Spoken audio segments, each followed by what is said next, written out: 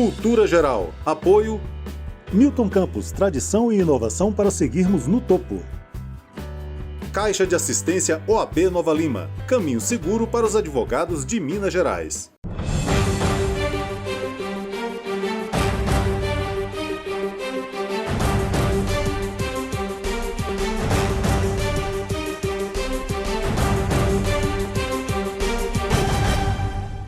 Olá, sejam todos muito bem-vindos ao Cultura Geral. É sempre um prazer fazer o Cultura Geral aqui na TV Banqueta e na Rádio Cultura de Curitiba. Hoje a gente vai tratar de um assunto super importante na sociedade brasileira, que é essa ideia do racismo estrutural, essa ideia massificada, construída, de preconceitos e dentro de uma sociedade escravocrata. Para conversar sobre esse assunto, né, sobre essa evolução que a gente precisa ter na sociedade brasileira, que a gente precisa pensar, reconhecer a população indígena, a população preta, a população como a detentora da construção nacional também, que tem a sua grande maioria da população preta e indígena, né, e que até hoje é massacrada com esse controle da subjetividade que a gente vive ao longo do tempo. Para conversar sobre isso, sobre esse assunto tão importante, nós estamos recebendo aqui o advogado, mestre, doutor Luciano Góes, que tem um título muito interessante no seu Instagram. Ele é um advogado abolicionista. E isso me chamou muita atenção, que nós estamos esperando a era da abolição ainda, que até hoje não chegou, né? Luciano, seja muito bem-vindo, é um prazer te receber aqui em Minas Gerais, na terra das Alterosas, pela TV Banqueta e também nas ondas do rádio, na Rádio Cultura de Curitiba, para a gente tratar desse assunto tão importante, tão antigo, mas também tão atual, que é essa ideia do racismo estrutural, como ele permeia as nossas relações e como é que a gente vai pensar nessa desconstrução, vamos dizer assim, daqui para frente, ou se a gente está vivendo uma desconstrução, ainda está devagar, mas a gente ainda está vivendo essa desconstrução, ou se a gente ainda vai ter que lutar muito nesse campo da resistência para desconstruir, continuar desconstruindo e resistindo nessa luta. Seja muito bem-vindo, muito obrigado mais uma vez, e vamos tocar esse barco que é muito importante. Olá, Edson, boa noite a todos, a todas e todos que estão conosco. É um prazer enorme estar aqui para discutir essas questões, né? Questões que nos atravessam, questões que estão vinculadas diretamente às nossas vidas, né? Às nossas vivências, às nossas resistências e luta cotidiana por existência, né? E mais que isso, existência digna, né? Como bem colocasse, né, a luta abolicionista, né, da qual eu faço parte, de hoje, ela repercute ainda, né, o movimento abolicionista lá dos 1800, né, que começou em 1823, antes da nossa primeira Constituição, enfim, né, e que a gente está lutando ainda para ter, né, a tão falada liberdade, né? Nós estamos vivendo aí num momento de grande retrocesso em termos de questões raciais. Nós já sabíamos isso antes do resultado das eleições de 2018, só que o contexto, né, piorou, né? Acho que nós, no pior das hipóteses, nós não imaginávamos que seria tanto atraso, né? Então, muitas questões que nós estávamos, pelo menos, engatinhando, né? Nós tivemos agora um retrocesso bem grande nessas questões, né? E uma potencialização de todas as violências que são cometidas sobre os nossos corpos, sobre os corpos pretos, né, no Brasil, que somos, não por acaso, por essa herança escravagista que nós temos, somos a segunda maior população negra do mundo, né, na qual são muitas as prisões, são muitos os cárceres, são muitos os grilhões que nos acorrentam, nos aprisionam, né, e impedem a nossa liberdade. Então, contra tudo isso é que nós estamos lutando todos os dias. Luciano, uma pergunta que eu queria te fazer lombrosiana, que traz essa ideia da criminologia cultural, a cultura da criminologia, e eu falo muito isso aqui, Quase 90% da população carcerária é preta, né? Nós temos 92% da população carcerária preta e pobre, então, os pretos é que são a maior população carcerária do Brasil, porque ela é pobre, está jogada ao léu às periferias, e a antropologia nos ensina por que essas pessoas foram jogadas para a periferia e continuam sendo jogadas para a periferia, tirada dos grandes centros, tirada dos centros de decisão, tirada ali do convívio social onde as elites estão e afastadas para as periferias, onde o Estado entra só com o estado de violência. Essa aqui é a realidade. Como é que a gente pensa e como é que a gente começa a discutir essa ideia da cultura da criminologia, inclusive, ou sobretudo, pela cor, né? Você já é criminalizado quando você chega, você como advogado, quando você chega num fórum, né, que é um ambiente que ele é, na sua grande maioria, branca, né, e você já é olhar de cima para baixo. Como é que é esse olhar e como é que a gente trabalha essa ideia da criminologia? Bom, Anderson, trabalhar com criminologia, né, em termos de Brasil, e não apenas em termos de Brasil, em termos de Ocidente, né, nós temos que partir da premissa básica, que é colocar a criminologia em seu devido lugar. Qual é o papel e como a criminologia foi fundada, foi criada? Ela foi criada sob o racismo, né? A ideia de Lombroso, né, quando Lombroso constrói a ideia do criminoso nato, né, do direito penal do autor, ele está construindo uma teoria sobre corpos negros, para controlar corpos negros, né? O contexto que ele cria isso é um contexto colonial, 1870, né? Mais ou menos, né? Em que ele vai difundir essa ideia, né? Enfim. Então, é sobre o corpo negro, né, colonizado, escravizado, explorado, né, que a ideia da periculosidade ela é construída, né? Lombroso construiu isso. Né, quando Lombroso constrói, quando ele inaugura a criminologia como campo de ciência, ele coloca o corpo negro como perigoso, como inimigo, né? Um inimigo que tem que ser neutralizado.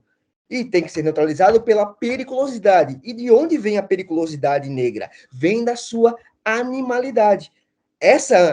Os saberes antropológicos que Lombroso utilizou vão colocar o corpo negro como descendente dos grandes primatas. Então não é à toa que nós, hoje em dia ainda, e por muito tempo, né, no futuro, nós vamos ser xingados, identificados como macacos, como primatas. Né? E isso, a ciência branca fez isso. Né? A branquitude, utilizando a metodologia, a sua ciência, né, racista, antinegra, sobretudo, né, construiu, sedimentou, dogmatizou esse pensamento e capilarizou no pensamento massivo. Né? Então, por isso que o corpo negro é tão facilmente criminalizado. Né? Nós partimos da premissa que corpo negro, isso no sistema de controle racial de sociedades racistas, né?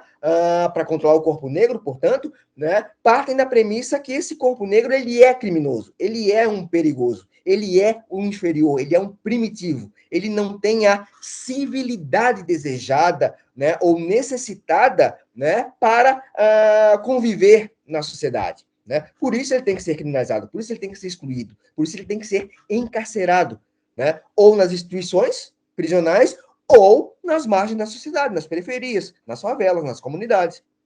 Né? Então, essa ideia, né, foi construída por Lombroso, e ele comprovou isso. Né? Como estava comprovada a criminalidade, né, a periculosidade do homem negro? Né? Através dessa lógica racista, né?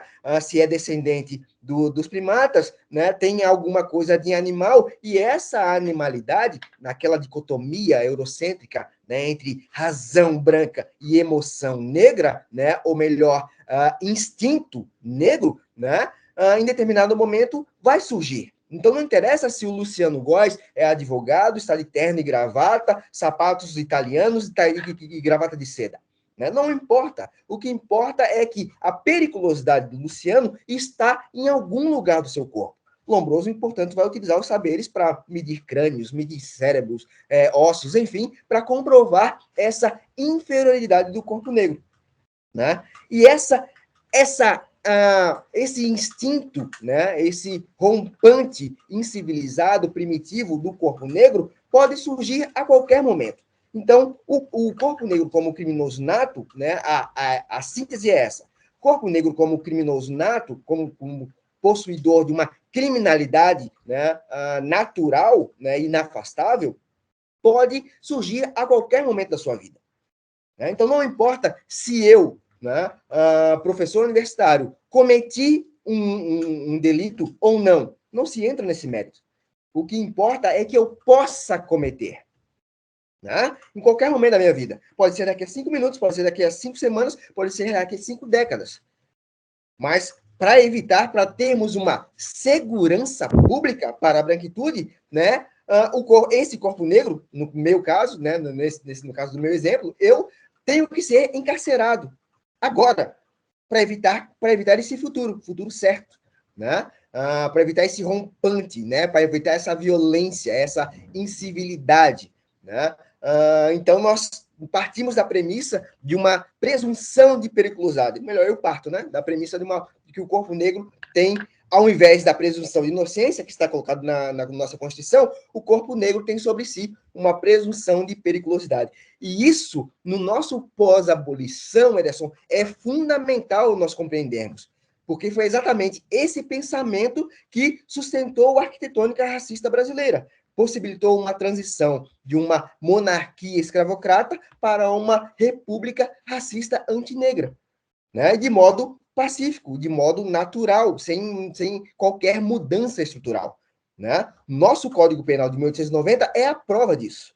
Né? Tá lá a igualdade colocada como premissa, como princípio fundamental. Né? Só que no mesmo Código Penal, baseado nas luzes da razão do iluminismo, por exemplo, né? Nós temos a desigualdade racial. Nós temos o Código Negro lá no Código Penal de 1890, criminalizando todas as nossas rodas. Roda de capoeira, roda de samba, roda das religiões de matriz africanas. Por que criminaliza as nossas rodas? Porque é nas rodas que a gente pode refazer, reconstruir, reviver Palmares. O medo da sociedade brasileira sempre foi as insurgências negras, sempre foi as revoltas negras. Né? E naquele momento, tanto no começo do movimento abolicionista, né, na nossa primeira Constituinte, em 1823, por aí, né, os ecos de Palmares da Revolução Haitiana estão muito presentes. O medo branco das revoltas, né, das insurgências negras, né, demandam um sistema de controle. Né? E o direito penal ele é apenas uma parte, né, o direito penal declarado.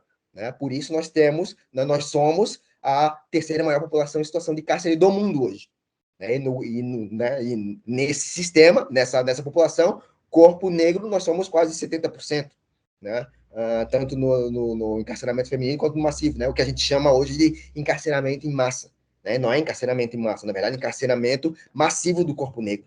Né? E esse encarceramento começou exatamente em 1890, no pós-abolição, quando o nosso sistema de controle escravagista perde a sua legalidade, né? Entra em colapso. Um outro sistema igualmente racista, né, antinegro, tem que ser construído, né, automaticamente. Né? E o nosso Código Penal, nosso sistema penal declarado vem nesse sentido. O Código Penal é uma parte dele, né? Então vem mostrando isso. Né? O encarceramento de massa está lá no nosso Código Penal. Né? O trabalho obrigatório nas prisões, no artigo 45 do Código de 1890, né? Pensado, promulgado um ano e alguma coisa após a abolição. Né? Então, ele demonstra claramente, né, que o progresso do Brasil, o futuro do Brasil, dependia do controle da raça negra.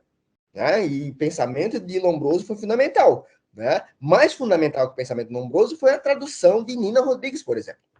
Né? Que vai recolocar esse pensamento construído na Europa, né? Em termos brasileiros. Né? Para incluir, por exemplo, o mestiço, né? Para incluir a mestiçagem, Tá? E aí nós temos um papel fundamental também do nosso sistema de controle, que é o embranquecimento da população brasileira, né? Que é projeto de Estado, também iniciado lá. Né? Então, isso tudo está atrelado ao nosso sistema de controle, ao direito penal declarado, ao encarceramento, ao direito penal paralelo, né? Que aí nós temos que discutir a nossa política de drogas, que ela inicia exatamente com a criminalização do fumo de negro, né? Da diamba, fumo de Angola, como queiram, a maconha, né? Foi lá, né, em 1820 também, começa, né, 1830, nós temos a primeira lei que criminaliza isso, né? Então, isso tudo está atrelado. Na nossa política de drogas, nós temos a pena de morte paralela, né? Paralela ao quê? À Constituição. Enquanto a Constituição veda a pena de morte, as nossas polícias nos matam todos os dias, sob suspeita. Suspeita de quê? De sermos perigosos, que é quase uma certeza, né? Então, e aí, o Luciano pode ser facilmente confundido com um traficante. Facilmente. Não é o terno e gravata que vai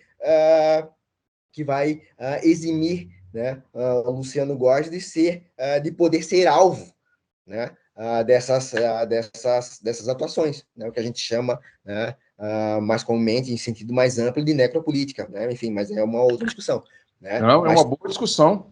não, mas porque vem atrelado, né, Ederson? Necropolítica, genocídio, semiocídio, altericídio, epistemicídio, todas as formas de nos matar, né, de nos exterminar, inclusive enquanto coletividade, ou melhor, sobretudo enquanto coletividade, é que compõe o nosso sistema de controle racial.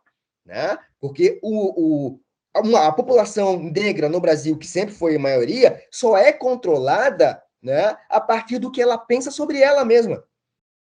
Né? Então, a objetificação, né, a negação à identidade, o extermínio dos nossos laços, né, da nossa coletividade, a ruptura com a nossa ancestralidade, né, isso é fundamental. Né? A ideologia, né, cristã, o cristianismo, é fundamental para nós pensarmos isso. Né? Porque incutir no povo negro que ele tem que ser submisso, que ele tem que oferecer a outra face, que ele tem que perdoar, né? E seguir na sua fé para ter uma salvação, isso é despotencializar uma das maiores populações negras do mundo. Né? Por isso é fácil de nós explicarmos, pelo menos em parte, né, por que nós, no Brasil, né, que somos a maior parte da população brasileira, nós não conseguimos fazer o que a população negra nos Estados Unidos fez com George Floyd, a partir da morte, né, do homicídio de George Floyd, por exemplo. Né? Nós temos George Floyd todos os dias no Brasil, todos os dias. Né? Mas nós não conseguimos nos mobilizar, nós não conseguimos confrontar o Estado a esse ponto. Isso também é fruto da nossa política racial, né? A ideia da democracia racial também vem nesse sentido, né? De nós vivermos num país em que todos somos iguais, em que nós, negros, somos criminalizados, somos mortos, somos violentados, violados, né? Não temos acesso à educação, não temos garantia à vida, não temos educação, não temos saúde, enfim, mas somos controlados de outras formas. Né? E aí a gente consegue, né, ver como o nosso sistema de controle é um sucesso, né, absoluto, né, porque consegue controlar essa massa, consegue despolitizar, né, consegue evitar com que nós sejamos um movimento organizado coletivamente, né, e que demande as nossas pautas.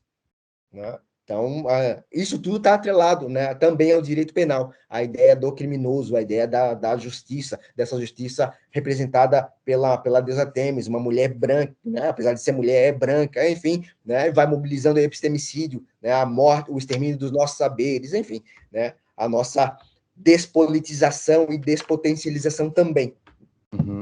Então, são vários assuntos atrelados. Isso é fundamental. E eu queria aproveitar e perguntar como é que a gente pode construir um direito penal antirracista. Boa pergunta. Primeiro de tudo, um direito penal antirracista é, na verdade, um antidireito penal. Não existe a menor possibilidade, Ederson, de nós conseguirmos uma tutela para o povo, proteção para o povo negro, né, em termos de direito penal. nesse direito penal colocado. O direito penal, ele é sempre seletivo, sempre será seletivo. E não estou falando apenas do direito brasileiro, não. Qualquer direito penal no mundo, ele sempre será seletivo. Porque ele não vai conseguir cumprir a promessa de punir todos os atos ilegais. Se nós pegarmos o nosso sistema, o nosso direito penal, ou os nossos direitos penais, como exemplo, nós temos, por baixo, 2.500 tipos penais, 2.500 crimes, por baixo. Se nós olharmos a nossa população encarcerada, nós vamos ter 7 crimes, basicamente, 8 crimes, no máximo. Então, isso mostra como nosso sistema de justiça ele funciona seletivamente.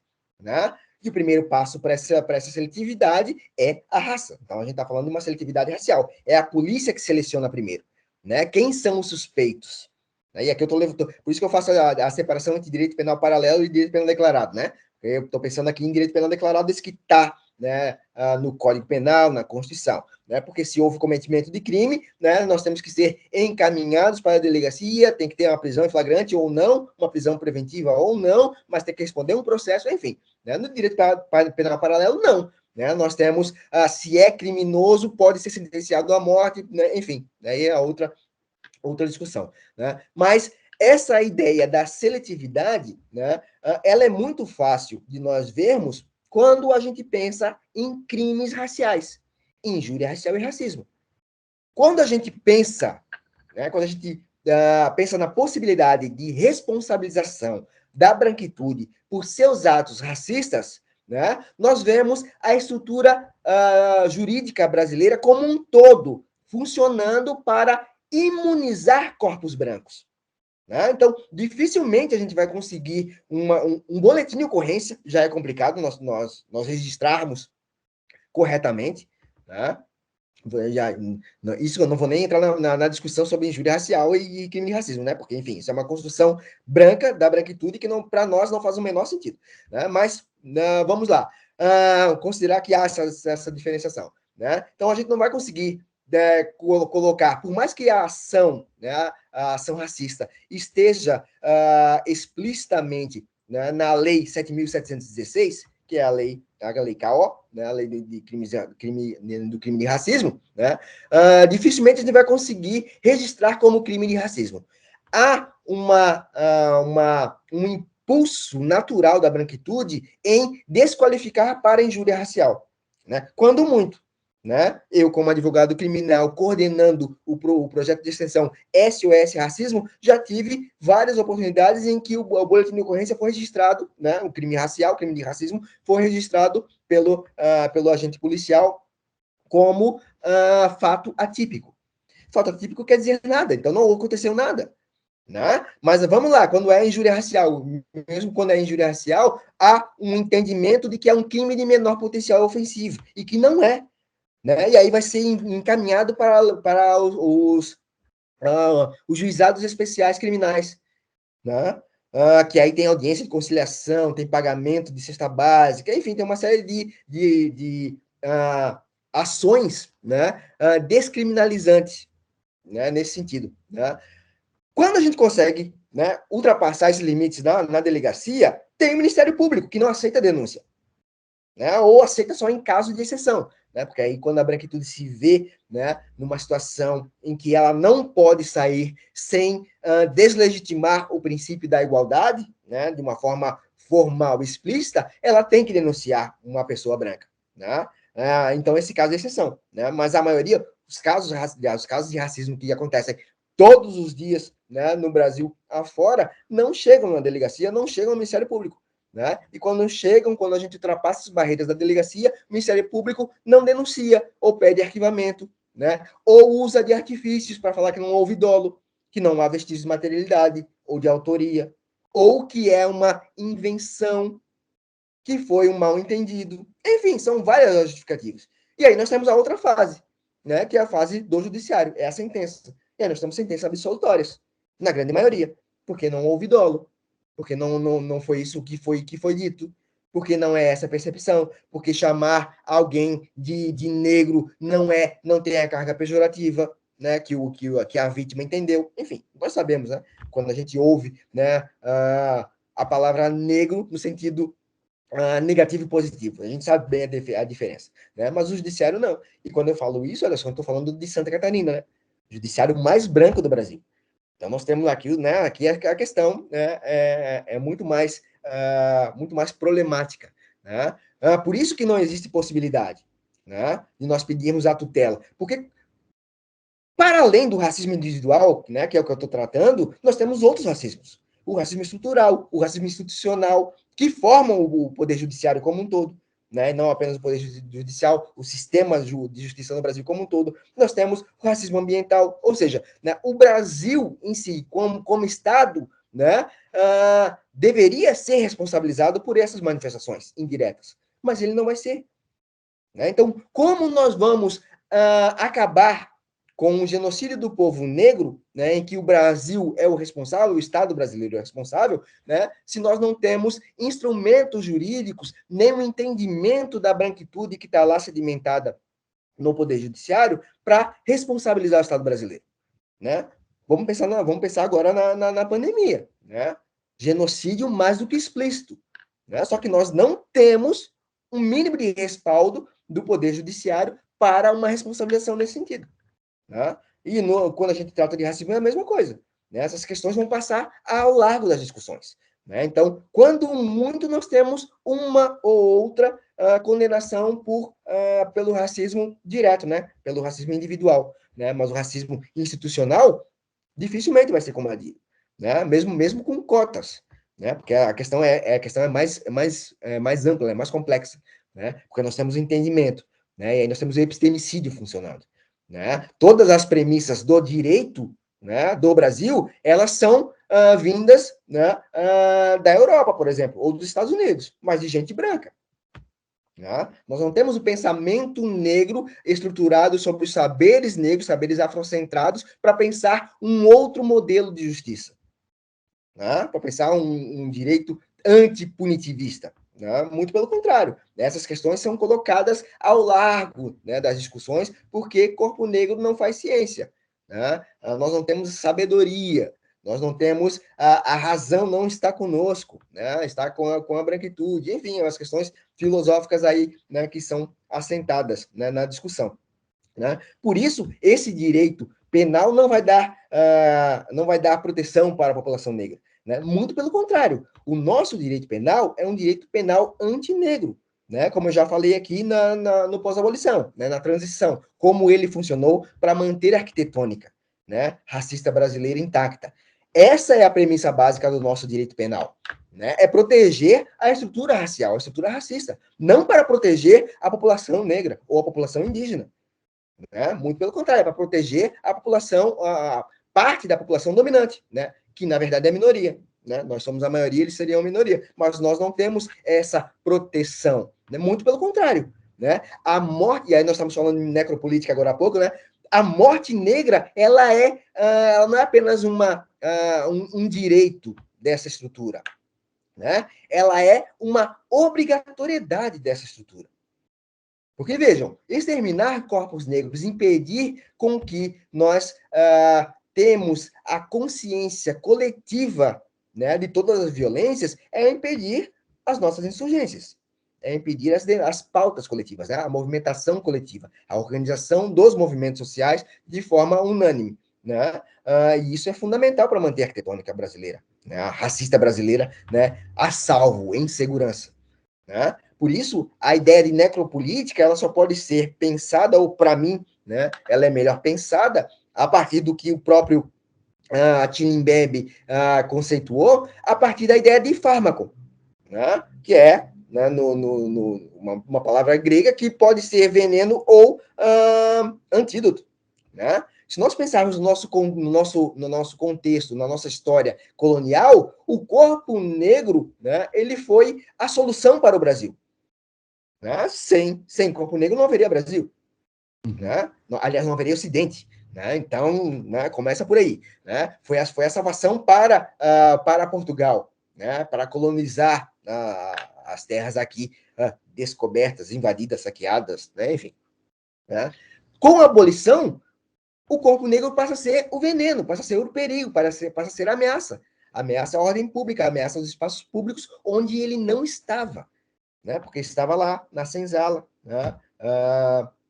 Trancafiado, né? Vigiado. Né? Quando nós ganhamos os espaços públicos, né? Nós demandamos do nosso sistema uma maior vigilância, uma maior fiscalização. Né? E aí nós temos a questão do elemento suspeito, né? Que a polícia aborda todos os dias corpos negros sobre essa ideia, sobre essa suspeição dessa ideia, né, atrelada à periculosidade. Né? Então, esse direito, né, que está atrelado, que está estruturado sobre a necropolítica, né, não vai proteger o povo negro brasileiro. Né? A nossa luta é para construir um outro modelo de justiça. Né? E uma justiça... Pode falar. Resistir. Né? E para a gente resistir, né? Aliás, não basta apenas resistir, né? Nós temos que existir. Né? Existir em termos plurais, né? Porque, né, nós somos seres pluriversais. Né? Então, nós temos que criar um sistema de justiça que dê conta desse pluralismo. Né? Pluralismo jurídico não é nada novo. Nós temos, né, na América Latina há muito tempo. Né? A Bolívia, por exemplo, tem na sua Constituição, né, a questão do pluralismo. Né? São os povos indígenas colocando o sistema de justiça deles, por exemplo. Né? No Brasil, nós não temos.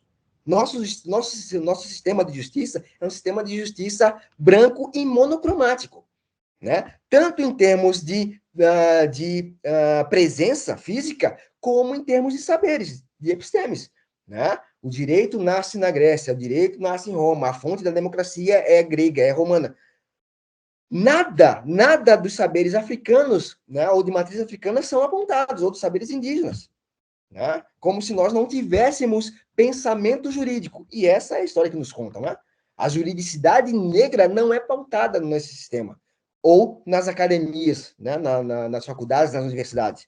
Né? Ou seja, essas instituições, né, a nossa educação, uma educação não apenas branqueante, né, que pauta no nosso branqueamento, né, para nós pensarmos como pessoas brancas, a partir dessa igualdade, né, numa igualdade formal que está assentada na desigualdade racial. Né? O princípio da desigualdade racial é fundamental para a gente pensar a nossa conjuntura. Né? Mas nenhum desses saberes está na academia. Né? A gente não forma o povo negro para pensar como povo negro. Exatamente. Né? Então, e aí é muito fácil de né? Deixa eu só fazer o primeiro intervalo. Nós esticamos bem o primeiro bloco, vamos fazer o primeiro intervalo aqui, com essa conversa super bacana com o professor Luiz Góes. A gente está conversando aqui sobre essa existência negra, né, na face da Terra, na América Latina. Pensar tudo isso é muito importante. A gente vai para esse intervalo agora e a gente volta no segundo, já vou adiantar aqui, a gente vai falar dos intelectuais negros e a gente precisa também colocar essas conversas na roda. Um minutinho só, nós estaremos de volta aqui na TV Banquete, na Rádio Cultura de Curitiba, conversando com o professor Luiz Góes, doutor, mestre em Direito, e a gente está falando sobre essa ideia de apagamento da história africana. Né? Então, isso é um projeto contínuo, não saia daí, é um minuto só, nós estaremos de volta aqui na TV Banquete, na Rádio Cultura de Curitiba, com essa entrevista maravilhosa.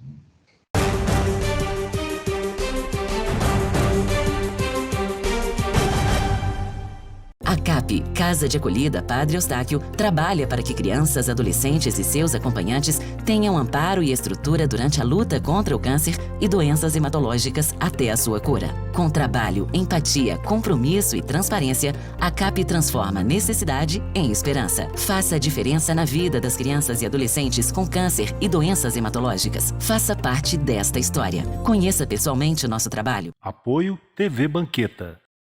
Todos os dias, milhares de pacientes de Nova Lima, Raposo e Rio Acima procuram o Hospital Nossa Senhora de Lourdes para receber atendimento, sendo que 80% deste atendimento é pelo SUS. O Hospital Nossa Senhora de Lourdes é filantrópico e sem fins lucrativos, por isso precisamos de toda a ajuda possível. A sua doação é muito importante para a restauração do telhado do hospital, que é uma das necessidades emergentes.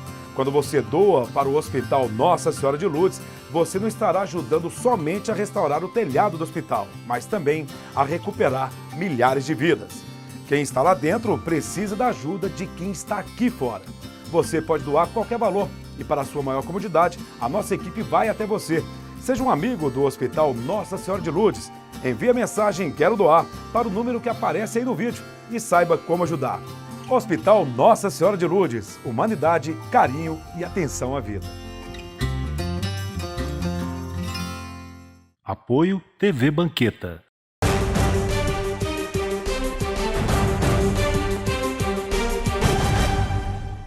Bom, de volta com Cultura Geral aqui na TV Banqueta e na Rádio Cultura de Curitiba. Hoje a gente abre essa semana, essa semana tão importante para a sociedade brasileira, conversando com o professor Luciano Góes. A gente está falando sobre essa materialização do racismo estrutural brasileiro, né? Também dessa estrutura capitalista que toma conta da nossa subjetividade e usam e abusam dos corpos negros, depois descartam como se fosse qualquer coisa, né?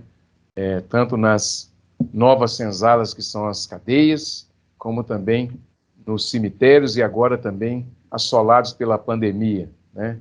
Para a gente não dizer também que as mulheres negras continuam sendo maioria, na sua maioria, violentadas em todas as formas de Estado, como foi agora há pouco, não só as mulheres negras, mas todas as mulheres, que foram negado o direito de ter pelo Estado o seu absorvente, né, que nada mais é que a garantia fundamental da dignidade da pessoa humana, né? Nem isso essas pessoas que estão no poder conseguem garantir o mínimo de dignidade para as pessoas que não têm condição. Então, a gente não poderia passar batido nessa entrevista e deixar de falar isso, né? Luciano, queria voltar nesse segundo bloco falando dos intelectuais negros e como é que você vê... eu sei que você teve algumas coisas junto com o Adilson Moreira, né? A gente precisa pensar também no Silvio de Almeida, Machado de Assis, que hoje traz essa roupagem, né? Estamos todos nós conseguindo nos libertar dessas branquitudes nos colocadas à força, fósseis, a goela abaixo, e entender que a gente produz sim conhecimento, que nós temos capacidade de entender a nossa sociedade como uma sociedade preta e uma sociedade que precisa assumir a sua cor, e precisamos entender também que somos perversos com a nossa elite, que é, mais uma vez, a elite do atraso, a elite que não suporta de forma alguma que a população preta e pobre consiga galgar pelo menos um degrau nas suas lutas, né, através das suas lutas, por respeito e dignidade. Quando a gente consegue isso é através de muito esforço, que o nosso ponto de partida ele é já pressupostamente atrasado com relação à branquitude. Então, como é que a gente pensa nos intelectuais negros nesse sentido? Olha, se pensar em intelectuais negros, pensar em intelectualidade negra é fundamental, né, e urgente, né? Porque quando a gente pensa em intelectualidade, normalmente a gente pensa, né, em academia, né? A gente pensa em pessoas formadas, né, com graduação, mestrado, doutorado, pós-doutorado, né? Só que em termos de população negra em diáspora, né, nós temos um outro tipo de intelectualidade, nós temos outros tipos de saberes, né, que são igualmente intelectuais, né, e estão aí para transformar a sociedade. Quando a gente traz esses intelectuais, essas intelectuais, né, negras e negros, para a roda, né, nós não temos apenas o desvelamento, o desmascaramento das violências e violações que a gente sofre todos os dias, né? Nós temos alternativas, nós temos projetos de futuro colocados, né? Então, pensar na intelectualidade negra, acho que é impossível, né, em termos acadêmicos, inclusive, né, e não apenas, né, pensar em Lélia Gonzalez, pensar em Abdias Nascimento, em Guerreiro Ramos, né? Beatriz Nascimento, enfim, né, que são pessoas que estão... Luiz Gama, né, na área jurídica, né, e aí mais, Teresa de Benguela, enfim, Esperança Garcia, né, Liberata, né, uma escravizada aqui de Santa Catarina, né, que teve um processo na justiça para conquistar a sua liberdade, né? Então, são outros tipos de intelectualidade, né, que não vão deixar, né, não vão ficar abaixo, não vão ser inferiores em nada aos saberes produzidos na academia. Aliás, muita coisa do que a gente tem na academia, né, é o que a branquitude leva para lá, né, e não referencia. Né? Então, Lima Barreto e vários outros. Né? Então, todas essas pessoas, né, que estão mobilizadas aí na academia, né, e aí falar em intelectualidade também é complicado, né, porque para mim, né, me ver enquanto intelectual negro também foi, isso não é, claro, não é exclusivo, não é algo exclusivo meu, né, conheço muitas mulheres negras, muitos homens negros que passam por esse processo, né, de ter dificuldade em se reconhecer enquanto intelectuais, enquanto a branquitude faz isso muito facilmente e muito naturalmente, né, porque a academia sempre foi um lugar para a branquitude, né. Então, quando nós chegamos lá de modo um pouco mais massivo, foi através das ações afirmativas. As ações afirmativas a gente só conquistou por conta dos intelectuais negros dos movimentos negros, né, que não necessariamente estão na academia. Né? Então, esses saberes, eles têm a potência, né, de balançar, de fissurar as estruturas. Né? E possibilitar a nossa entrada, né, nesses espaços. E quando a gente entra nesses espaços, a gente tem a obrigação de recontar a história, de refazer os passos, né, para mostrar como a história não aconteceu do jeito que é contada. Né? No mundo jurídico, isso é muito fácil de nós vermos. Né? Enquanto nós somos construídos na ideia de uma evolução de direitos, né? Direitos pessoais, direitos individuais, direitos coletivos, tarará, né? A gente se depara com a Revolução Francesa. Quem nunca ouviu liberdade, igualdade e fraternidade? Né? Só que naquele mesmo momento, né, os escravizados franceses na colônia de São Tomé e faziam a mesma coisa, gritavam a mesma coisa, bradavam a mesma coisa. Né? Qual foi a resposta de França? Né? Não foi igualdade, não foi liberdade e muito menos fraternidade. Ela combateu, ela tentou evitar. Né? A liberdade branca daquele momento, francesa, era ter a liberdade de manter os seus escravizados. Né? E aí a igualdade, né, fica muito bem colocada. Né? A igualdade branca, de um lado, e a desigualdade racial, de outro, a desigualdade negra, de outro. Né? Só que Haiti venceu essa guerra, né?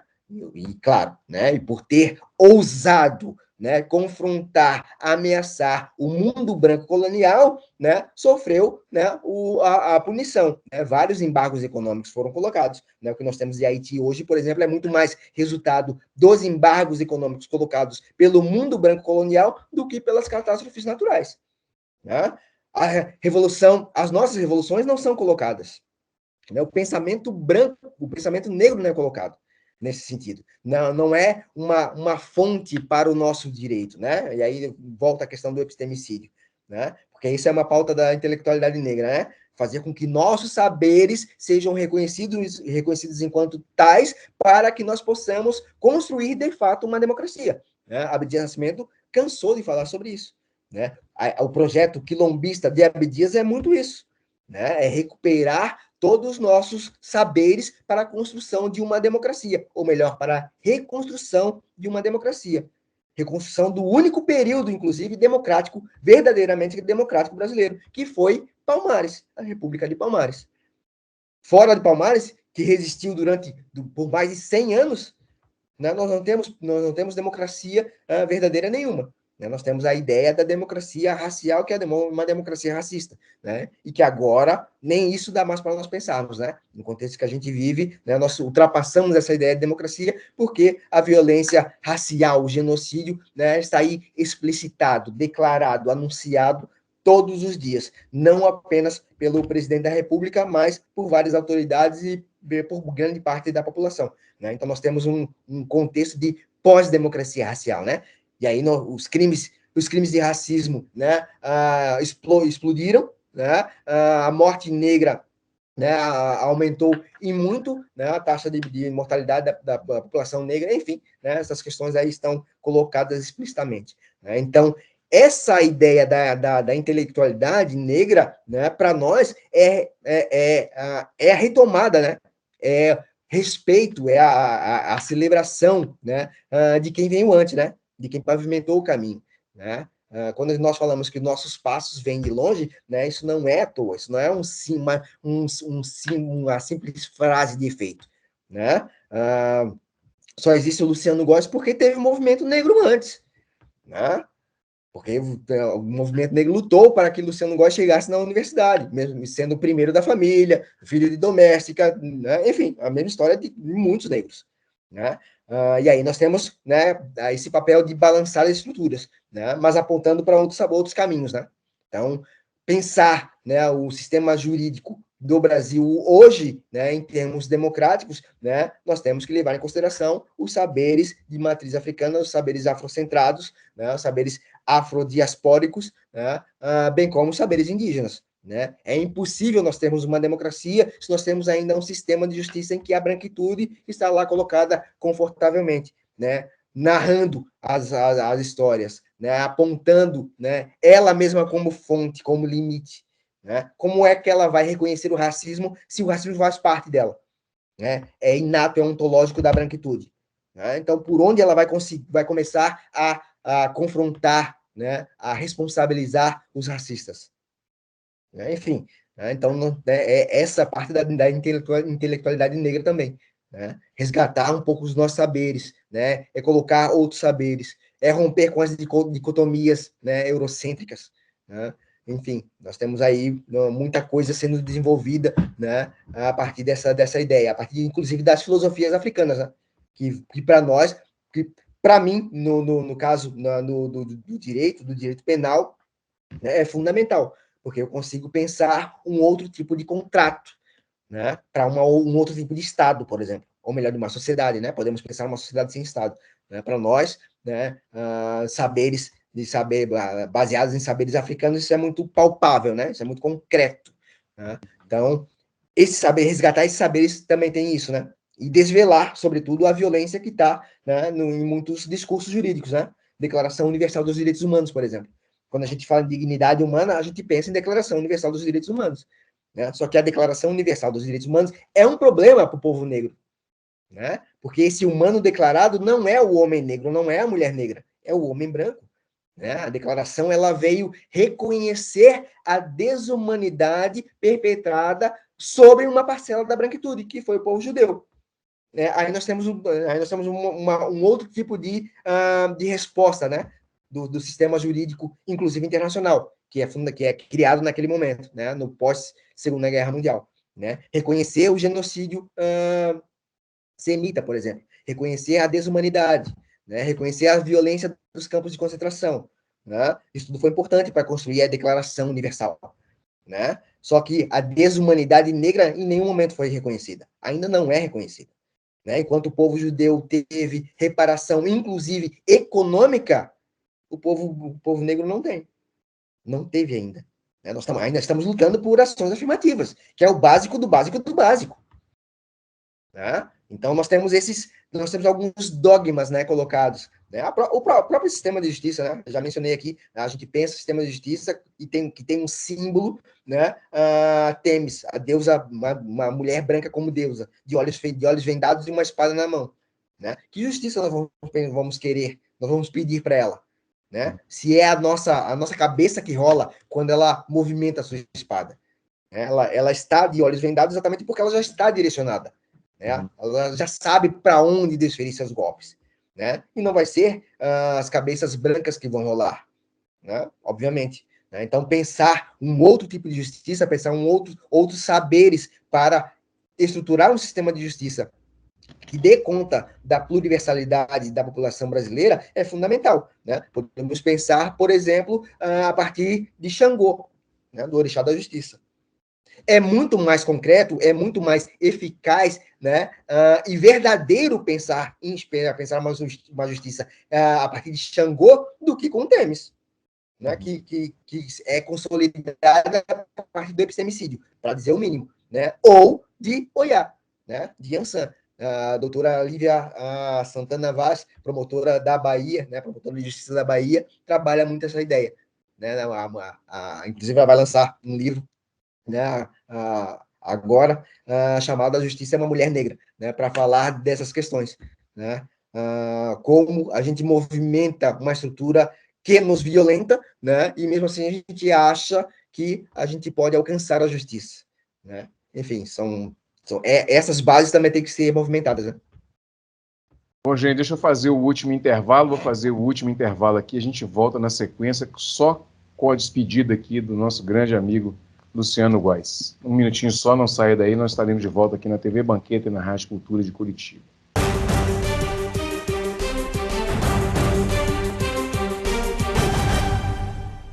Fundado em 1980, o Hospital Nossa Senhora de Lourdes é filantrópico e sem fins lucrativos. E hoje atende a mais de 110 mil habitantes de Nova Lima, Raposos e Rio Acima. O Hospital Nossa Senhora de Lourdes, eu me sinto como se eu estivesse em casa. Só tenho que agradecer, sou muito bem tratada. Aqui eu tenho eles como se fosse a minha família. O Hospital Nossa Senhora de Lourdes é o único da região responsável pelo atendimento aos usuários do SUS, nos casos clínicos e cirúrgicos de média complexidade. Possui pronto atendimento adulto e pediátrico com funcionamento 24 horas, contando com plantonistas da pediatria, clínica médica, cirurgia, ortopedia, obstetrícia e anestesiologia. E ainda conta com serviço de hemodiálise e um centro de tratamento intensivo. Hospital Nossa Senhora de Lourdes, humanidade, carinho e atenção à vida.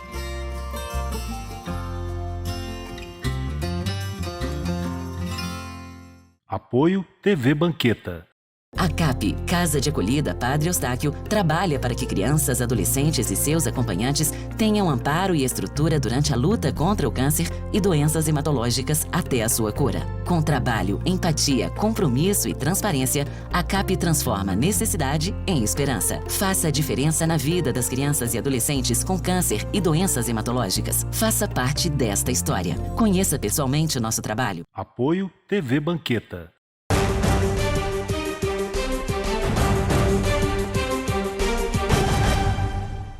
Bom, de volta com Cultura Geral agora na parte final. Professor Luciano, o que a gente pode deixar de recado para a população negra para a gente encerrar esse programa? Bom, esse é um recado para a população negra, né? Um recado direto, né? Para irmãos, enfim, né? Nossos ancestrais, nossa ancestralidade, né? É pedir muito mais do que resistência, né? Enfim, nós temos várias demandas, muitas demandas, e demandas urgentes, né? Demandas para ontem, né? Quando a gente fala em sistema de justiça, né? Quando eu falo em abolicionismo penal, por exemplo, né? Um abolicionismo penal quilombista, eu não estou apenas lutando, né, contra as prisões, né? Estou lutando para a sobrevivência do nosso povo.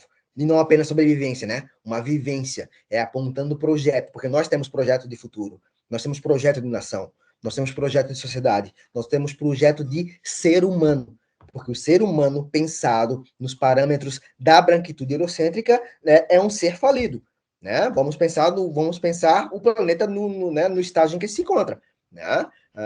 A humanidade não tem futuro se nós continuarmos a pensar nas premissas eurocentrais, né?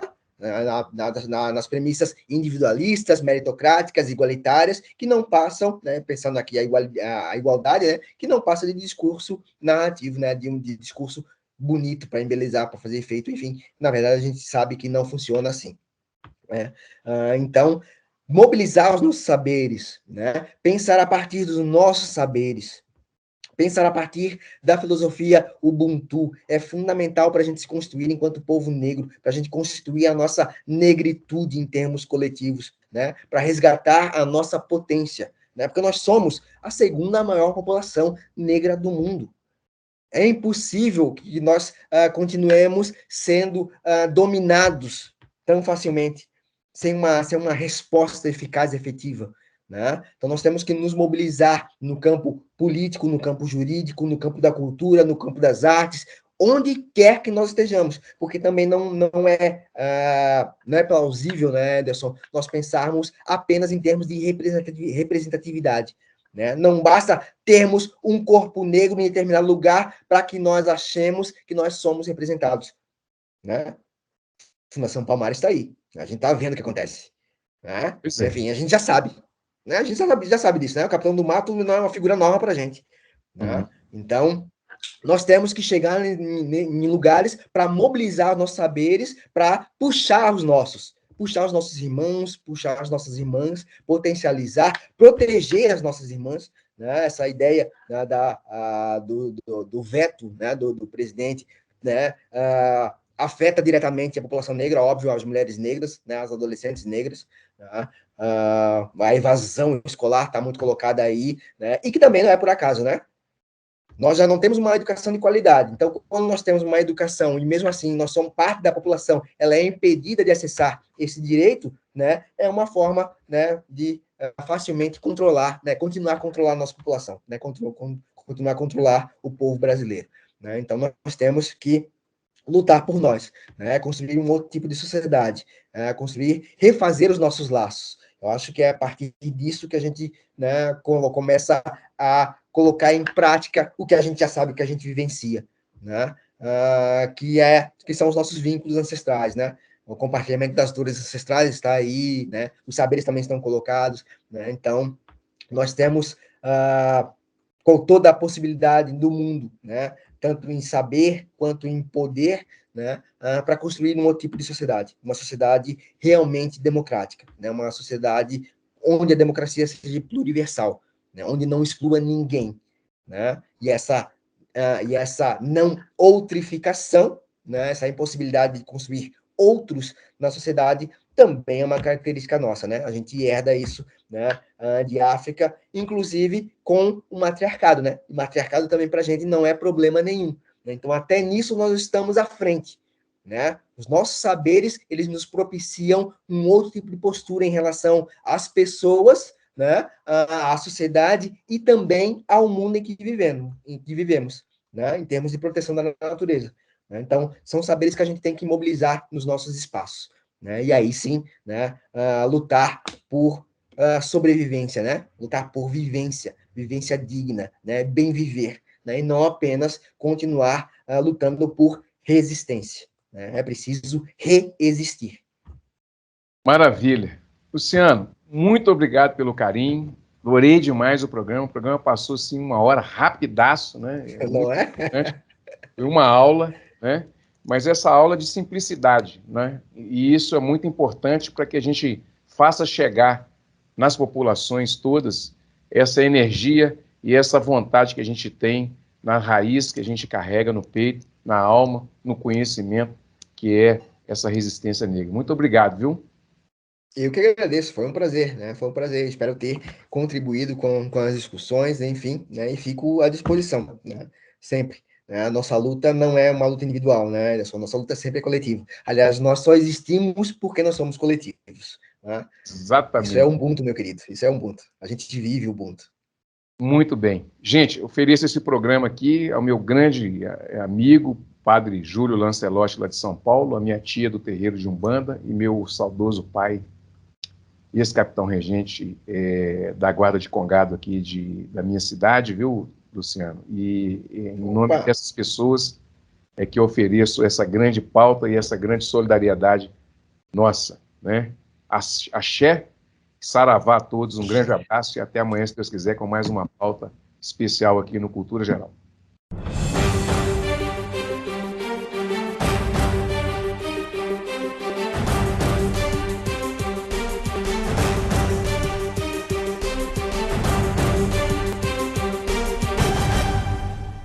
Cultura Geral. Apoio Milton Campos, tradição e inovação para seguirmos no topo. Caixa de Assistência OAB Nova Lima. Caminho seguro para os advogados de Minas Gerais.